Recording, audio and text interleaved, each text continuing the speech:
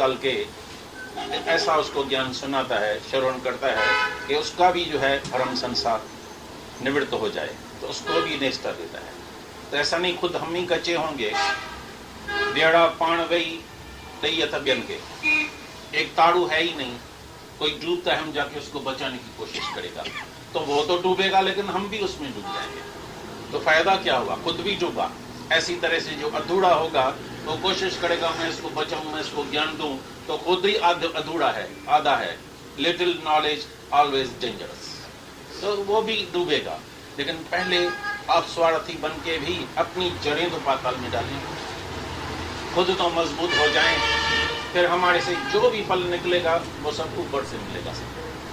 गुंग में सभिनी उधार थींदो, गुंग में पहिरीं पंहिंजो उधार।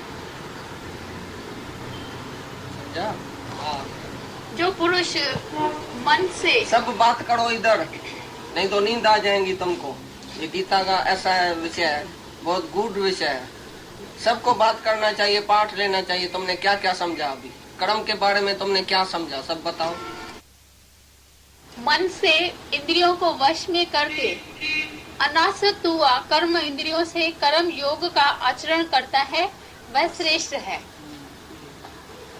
जो मन से इंद्रियों को वश में करता है, सब इंद्रियां अपने वश में है, और अनासक्त हुआ कर्म इंद्रियों से कर्म योग का आचरण करता है, जो करने योग्य कर्म है उसका आचरण करता है, तो वो ही श्रेष्ठ है, जो सबके बीच में रह करके भी और सबसे न्यारा रहता है।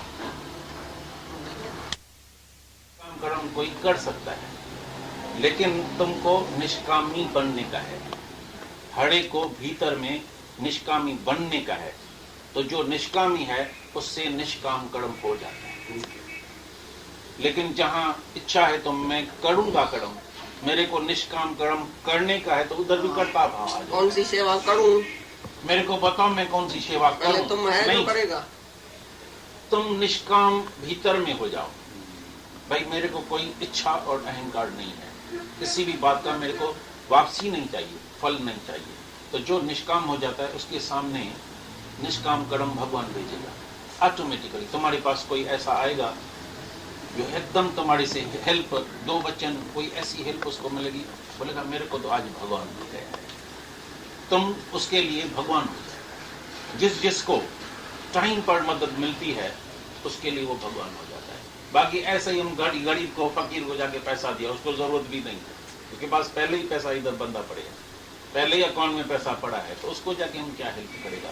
लेकिन टाइम पर, समय पर दुखी है, विधवा है, कोई उसका सहारा नहीं है, कोई बहुत अशांत है, मन उसका जो है अपघात करने का ख्याल करता है, उस टाइम जो उसको हेल्प मिलती है तो वो ऑटोमेटिकली भगवान देखता है, वो निष्काम के पास ही भेज देता है। और जब उसको शांति मिल जाती है तो बोलते हैं बस मेरे को भगवान मिल गया। उसके लिए फिर तुम बोलते हैं ना सन्यासी बैठा है, ब्रह्म ज्ञानी है, ब्रह्म योगी है, हम तो सबको गोली लगाते हैं, शूट हिम। तुम्हारे लिए कृष्ण भगवान सामने मिल गया, तुम फिर दूसरे के ऊपर आशिक होता है। धिक्कार। सन्यासी बैठे है, वो भी तो भगवान है, वो भी तो ब्रह्म ज्ञानी है। अर्जुन नहीं होगा कोई। अर्जुन ने तो कभी नहीं बोला कृष्ण के दिल में कोई होगा। शिवाजी काम में कोई किसी को हेल्प करता है वैसे भी तो बोलेगा देखो भगवान स्वरूप है। हाँ, man in need is God इन जो अज्ञानी लोग हैं वो भी बराबर। तो जिसको शांति मिलती है फिर बाकी सारे ऐसे जरूर बोलेगा ना, तुम मना जरूर करेगा। अरे बोलता है नो, नो माना तुम बिल्कुल नो कर दियो। तुम कर्म का करता होगा, बोलेगा मैं जरूर करूंगा, मेरे को कुछ भी नर्क में जाना पड़े तो भी मैं फलाना काम करूंगा। अरे भाई गुरु बोलता है नो माना नो ना, तुम चुप करके बैठो ना। गुरु का हत्या है ना, तुम औजार है ना, हत्या है ना तुम। गुरु कौन सा भी काम तुम्हारे से ले ना, तुम क्यों बोलता है मैं ऐसा जरूर करूंगा, ये कर्म में आसक्ति हो गई। या तो बोलेगा मैं नहीं करूंगा, जैसे ये अर्जुन बोलता है मैं युद्ध नहीं करूंगा, ये भी कर्म में आसक्ति है। मैं करूंगा या नहीं करूंगा दोनों आसक्ति है, तभी बोलता है मैं करूंगा ना करूंगा। लेकिन भगवान के आगे तुम शरणागत हो जाओ तो नारायण भगवान तुम्हारे अंदर आके तुम्हारे से आप ही काम लेगा। जितना तुम लायक होगा उतना काम तुम्हारे से लेगा, लेकिन तुम एक हत्या बन जाओ, निमित्त मात्र। भगवान तुम्हारे से काम करवाए। देखो भगवान इसको बोलता है युद्ध करो, अर्जुन की अपनी इच्छा नहीं है तो जो वो बोलता है युद्ध करो तो बोलता है नहीं करूंगा। अगर पहले बोलता था नहीं करो तो बोलता है मैं जरूर करूंगा क्योंकि उसका स्वभाव है, तो बोलेगा करूंगा। तो स्वभाव उसने बस नहीं किया है, तो करूंगा और नहीं करूंगा ये दोनों कर्म में आ सकती है। ज्ञानी को एक भी कर्म याद नहीं है तो मेरे को कुछ करने का है या नहीं करने का है, जो भगवान आके उसी से करवाता है।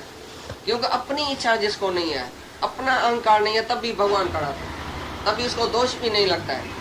अगर तुम अपनी इच्छा अहंकार में बैठा तो तुम करेगा और मरेगा और भोगेगा, नतीजा जरूर निकलेगा तुम्हारे कर्म का। चाहे तुम बोलो बाहर से मैं कर्म करूंगा लेकिन मेरे को फल नहीं चाहिए, भगवान को बोल दूंगा भगवान फल नहीं देगा, तो तुम्हारे बाप का राज है क्या फल नहीं मिलेगा तुमको? जरूर मिलेगा। कितना भी तुम बोलो मैं कर्म करूंगा, छिपा के करूंगा, स्त्री को भी नहीं बताऊंगा, अपने अंदर से भी भुला दूंगा, तुम्हारे हाथ में है क्या भुलाना? तुम जी भाव में तुम कैसे भुलाएगा? जब भी तुमको सब याद है, सारी माया याद है, दुनिया याद है, शरीर याद है, बेटा याद है, बेटी याद है, धन याद है, बाकी कर्म याद नहीं है। कर्म करके तुम भूल जाएगा, ऐसे कैसे होएगा? जब अपने अंदर का संसार सारा भूलेगा, मैं और मेरे का, तभी कर्तापन का अभिमान भी भूलेगा। वो तो गुरु आके हमारा अभिमान निकालता है, गुरु आके परीक्षा लेता है, तो तुम कहाँ कहाँ फंसे पड़े हैं उधर उधर से आके निकालता है। जो जो जिसमें आदत है, संस्कार है, स्वभाव है, उसको चेंज करता है गुरु। जिस जिसका जैसा स्वभाव, एक क्रोधी है उसको बोलेगा क्षमा करो, और एक निर्बल है बोलेगा क्रोध करो, इधर क्रोध करके आओ। तो मैं निर्बल कर नहीं सकता है तो तुमको बोलेगा करके तो आओ। जैसे निर्बल हो गया ना अर्जुन, बोलता है अभी लड़ाई करो। जब बहुत लड़ाई किया था तभी बोलता है क्यों किया, काहे के लिए? अपनी इच्छा से किया। तो जो जैसी प्रकृति वाला है ना, उसी को चेंज करने के लिए, गुरु जास्ती ऊपर चढ़ाने के लिए तुम्हारा ये संस्कार, ये जो तुम्हारा स्वभाव है उसको चेंज करेगा। जहाँ जहाँ तुम अटके पड़े मैं ये जरूर कर्म करूंगा, गुरु बोलेगा नो, तुम कौन है करने वाला, चुप करके बैठो, देखो भगवान कैसा तुम्हारे से कर्म लेता है। आगे हाँ,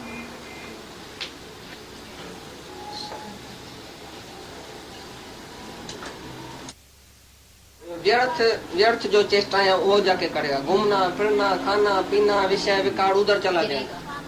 नहीं करेगा माना क्या, तुम जाएगा व्यर्थ चेष्टाओं में, व्यर्थ कर्म करेगा। जब शास्त्र विधि मुझे कर्म करेगा तो यही मर्यादा तुम्हारी इधर सिद्ध होगी। तुम पहले मर्यादा में है, घर में माँ तुम्हारी बीमार हुई है, तुम अपनी स्त्री को लेके जाएगा घूमने। बीमार है तो क्या, हमको तो अपना ऐश अशरत चाहिए, हमने शादी किया मजे के लिए। अरे तुमने उधर मर्यादा किया, सामने जो कर्म आया तुम उसको छोड़ के तुम अपने ऐश के लिए गया ना, अपने सुख के लिए गया ना, तो ये तुम्हारा शास्त्र मर्यादा मुजब कर्म हुआ। तो मर्यादा क्या सिखाती है? शास्त्र मर्यादा यही सिखाती है कि मर के जियो, दूसरे के सुख के लिए जियो। गृहस्थी वो जो अपने को पका के, अपना मन पका के अंदर खलास करके, अपना ऐश अशरत, विषय विकार, इच्छाएं नाश करके दूसरे का सुख करे। चाहे घर में तुम 8 जने बैठे हैं, कुर्बानी से चलो, अपने को भुला के, अपना सुख भुला के दूसरे को सुख दियो। जैसे माता होती है ना, सबको खिला के पिछाड़ी को खाती है, ये यज्ञ करती है। और तुमको भूख लगेगी, बोले पहले मेरे को दियो, मैं पति परमात्मा हूँ, पहले मेरे को खाना दियो। तुम ऐसा नहीं बोलेगा पहले दूसरा खाए। ऐसी तरह से तुम गृहस्थ में रह के कुर्बानी करो, दूसरा पहने, दूसरा खाए, दूसरा सुख लेवे, अपने को पकाओ, अपने को मर्यादा में रखो, मारो, अपनी इच्छाओं को, अपने सुख को छोड़ेगा तभी तो दूसरे को सुख देगा। यह शास्त्र मर्यादा। बाकी तुम अपने सुख के लिए जीता है, अपने ऐश अशरत के लिए जीता है, वो शास्त्र मर्यादा से भी गिरा हुआ है। तभी इधर बोलता है तुम शास्त्र मर्यादा मुजब जिस जिस उधर वर्ण आश्रम में बैठे है वो करते हो पहले पूरा किया है। जो घर बार छोड़ के और संन्यास लेता है वो कर्त्यों से गिरा हुआ है। क्यों संन्यास लिया? वो शादी करके बच्चा करके फिर संन्यास लेता है। औरत को छोड़ के, बच्चे को छोड़ के, भले भूख मरे मैं संन्यास लेता हूँ। क्यों? उधर कर्म करके ऊपर चढ़े, सबको सुखी करके, और वो उसको आशीर्वाद करे, भैया तुमने मेरे लिए सब कुछ किया, अभी जाओ भगवान की तरफ। मर्यादा पूरी करके तुम ऊपर चढ़ेगा तो तुम्हारे मन में भी शांति रहेगी।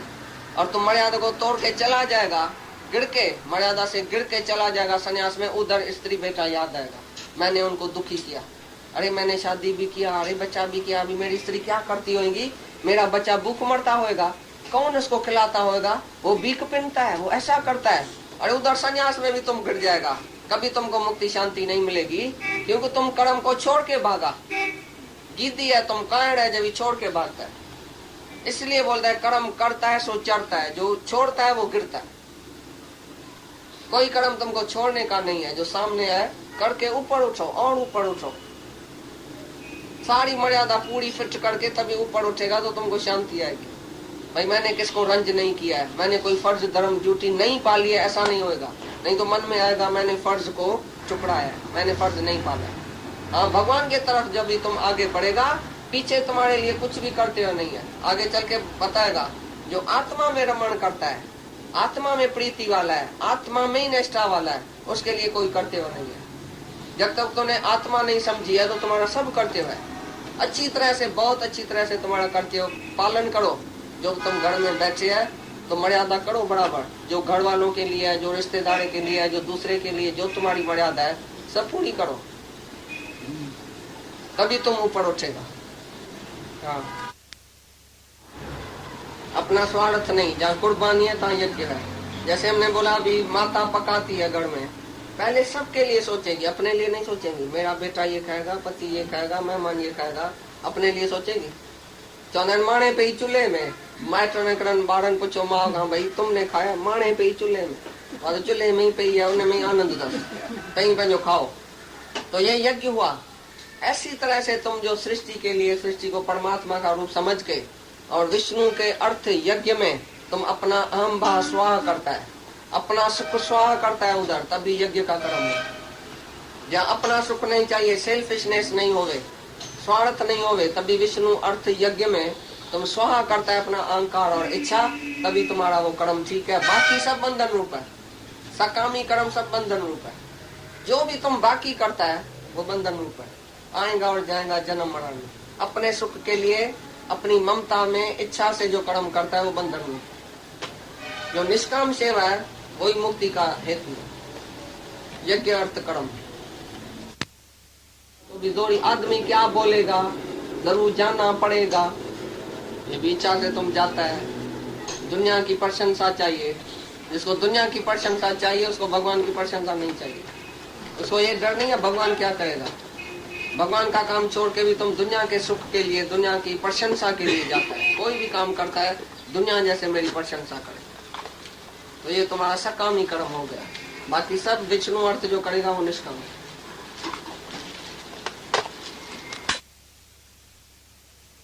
कुछ नहीं, तुमको समझो ताराजी में कोई चीज डाल के और कोई देता है, एक कहता ताराजी थोड़ी नीचे, दूसरा पल्ला है ऊपर, तो तुम कौन सी चीज उठाएगा, ऊपर वाला पल्ला या नीचे वाला?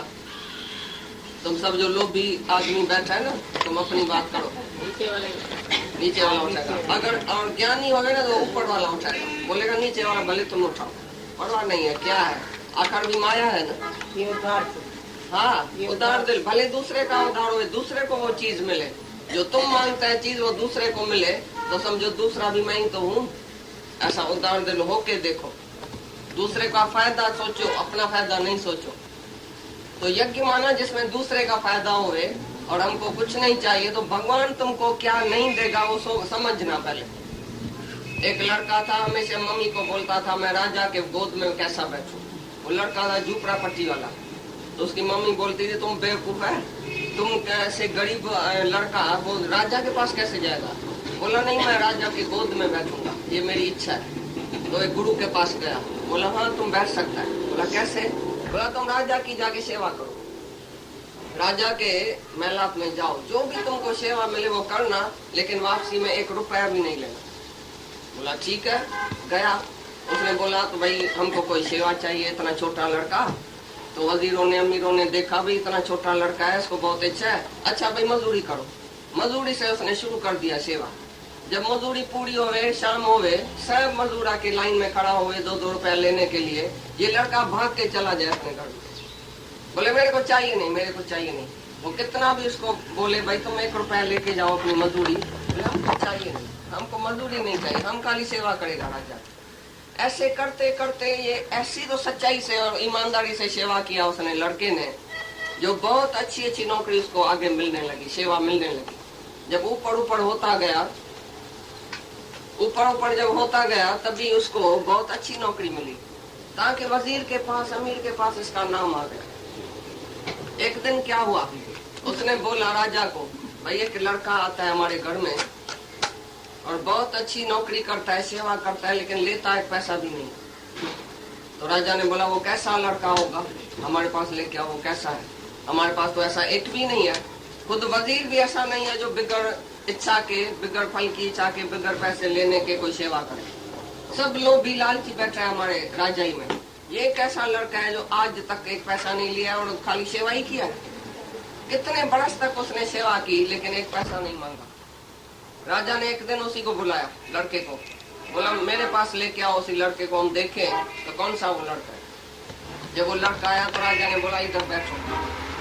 पहले तो बोला इधर बैठो, लड़के ने बोला हमको मजदूरी मिल गई।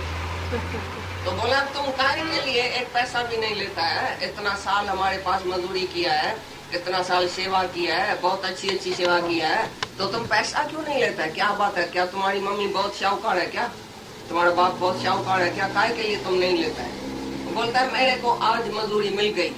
राजा को बोला कैसे? बोला हमारी इच्छा थी कि राजा हमको बाजू में बिठाएगा कभी। कृष्ण भगवान कर्मा के पास आता था खिचड़ी खाने के लिए, क्योंकि कर्मा 24 घंटा उसके ख्याल में बैठती थी, तो आएगा आएगा, लौट के नहीं जाए। बाकी माल और मेवा थोड़ी खाता है भगवान। भगवान तो प्रेम का भूखा है। जब ऐसा प्रेम किसी का देखेगा जो हमारे लिए कोई मर जाए, असल